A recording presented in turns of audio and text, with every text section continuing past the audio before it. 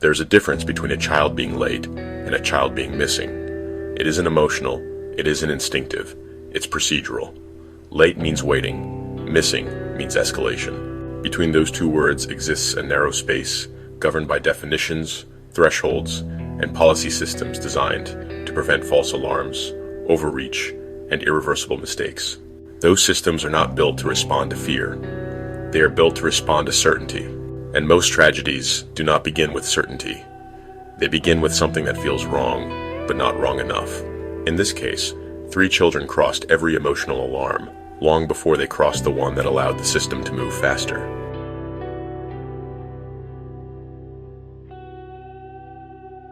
On May 30th, 2025, in Wenatchee, Washington, Paityn Decker, age 9, Evelyn Decker, 8, and Olivia Decker, 5, were picked up for a scheduled visitation with their father, Travis Caleb Decker.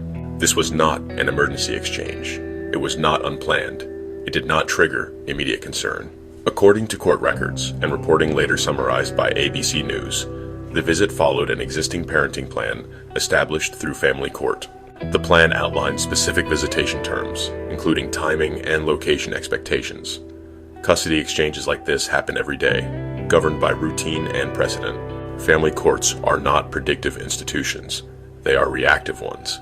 They respond to violations that have already occurred, not fears about what might. And in this case, the system had identified concerns, but not disqualification.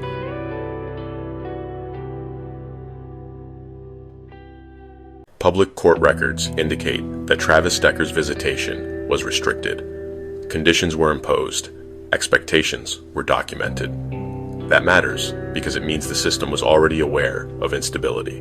But awareness does not equal authority. There was no restraining order, in effect. No active warrant. No documented threat made at the time of the exchange. Later reporting would note Decker's unstable living situation and mental health struggles, including PTSD. But under United States law, mental health history alone does not justify intervention. Systems designed to protect children must also protect against wrongful deprivation. Administrative safeguards existed, but they relied on compliance, and compliance cannot be enforced without cause.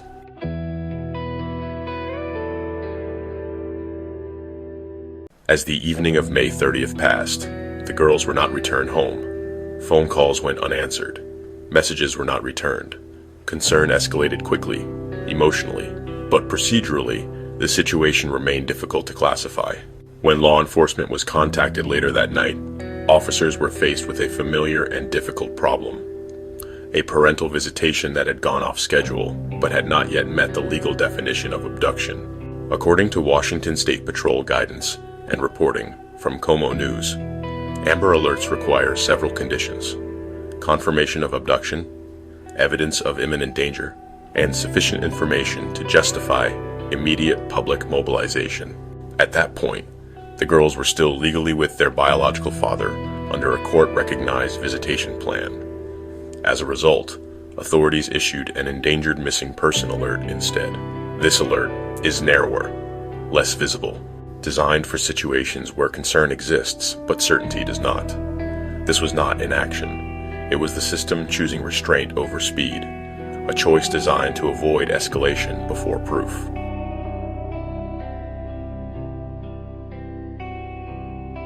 By May 31st, search efforts had begun. Investigators focused first on places Travis Decker was known to frequent: motels, parking areas, and nearby campgrounds. According to ABC News, Decker had been living intermittently out of his truck and spending time in outdoor and transient locations.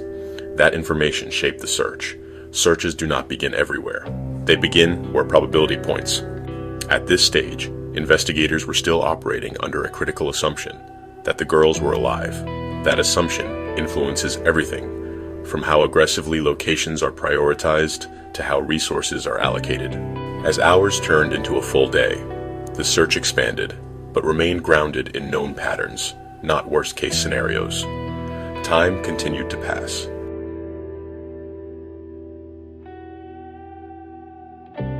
On the afternoon of June 2nd, 2025, A Chelan County deputy located Travis Decker's white GMC Sierra near Rock Island Campground. The vehicle was unoccupied. Nearby, approximately 75 to 100 yards from the truck, investigators discovered the bodies of Paityn, Evelyn, and Olivia. According to law enforcement, statements later reported by the Associated Press and Fox 13 Seattle, the children had been restrained and killed by asphyxiation. At this point, classification stops mattering. From this moment forward, nothing is about prevention. It is about documentation.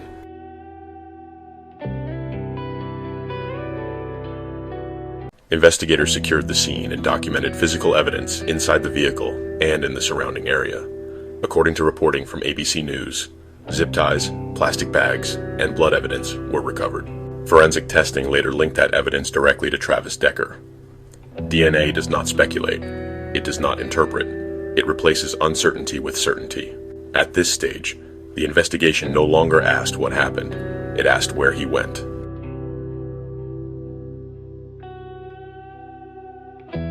Following the discovery on June 2nd, authorities launched a multi-agency manhunt. Local law enforcement, Washington State Patrol, and federal agencies, including the United States Marshals Service, coordinated search efforts across central Washington. Officials noted Decker's familiarity with outdoor terrain and survival conditions, increasing concern that he could remain hidden for an extended period. Search areas expanded into forested and mountainous regions, where visibility is limited and time favors concealment. Manhunts are often imagined as fast and decisive.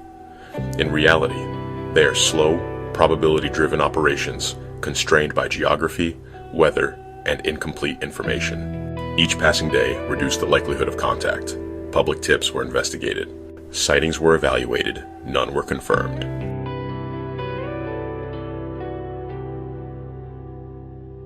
As the case gained national attention, discussion turned toward Decker's background: military service, PTSD, instability. These details appeared in reporting for context, not explanation. Mental health struggles do not predict violence. Military service does not explain criminal acts, and neither provides legal grounds for preemptive detention. Concern without imminent threat remains non-actionable under the law. This gap between what feels dangerous and what can be stopped is where prevention often fails quietly.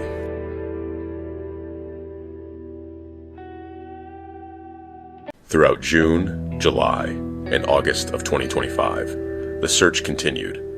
Probability shifted slowly. In missing person investigations, time itself becomes evidence. The longer someone remains missing, the less likely recovery becomes.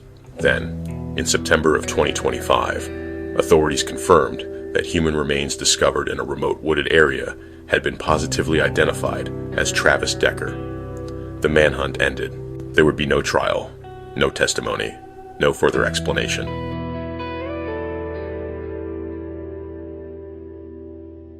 In the aftermath, attention turned toward policy. According to Como News and other regional reporting, the case reignited debate over Amber Alert thresholds, parental custody classifications, and how systems interpret familiarity and risk. Officials acknowledged the questions and the difficulty. Alerts that trigger too easily lose effectiveness. Alerts that trigger too late remove the chance for intervention. There is no perfect threshold, only trade-offs.